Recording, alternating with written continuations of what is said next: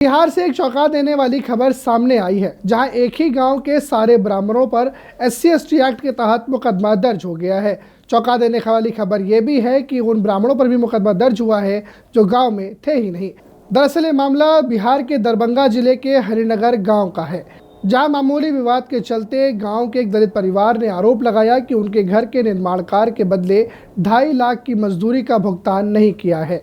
इस विवाद को सुलझाने के लिए 30 जनवरी को पंचायत भी बुलाई गई, लेकिन कोई ठोस नतीजे नहीं निकले। इसके अगले ही दिन यानी 31 जनवरी को दोनों पक्ष के बीच तीखी नोकझोंक हुई, जो देखते ही देखते मारपीट में बदल गई। इस मामले में पुलिस ने SC/ST एक्ट सहित कई गंभीर धाराओं में ब्राह्मण समुदाय के 200 से अधिक लोगों के खिलाफ FIR दर्ज की है। अब तक 12 लोगों को हिरासत में लिया गया है, जबकि गाँव में सुरक्षा व्यवस्था भी बढ़ा दी है।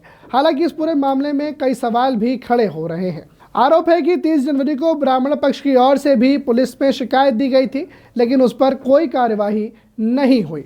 SC/ST समुदाय की ओर से दी गई शिकायत में जाति गालियों और जान से मारने की धमकी देने जैसे गंभीर आरोप लगाए गए हैं।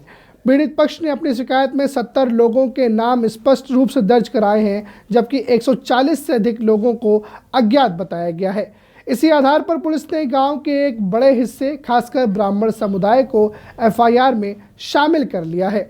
चौंकाने वाली खबर तो ये है कि FIR में कई ऐसे नाम भी शामिल हैं जो वर्षों से गांव में रहते ही नहीं, जिससे मामला और ज़्यादा विवादित हो गया है। अब सवाल ये है कि क्या ये मामला सिर्फ मजदूरी विवाद तक सीमित था या फिर प्रशासनिक लापरवाही ने इसे इतना बड़ा बना दिया। अब इस पूरे मामले को कैसे देखते हैं, अपनी राय कमेंट बॉक्स में आप बता सकते हैं। और देश और दुनिया की तमाम बड़ी खबरें देखने के लिए इंडिया वॉइस देखते रहिए।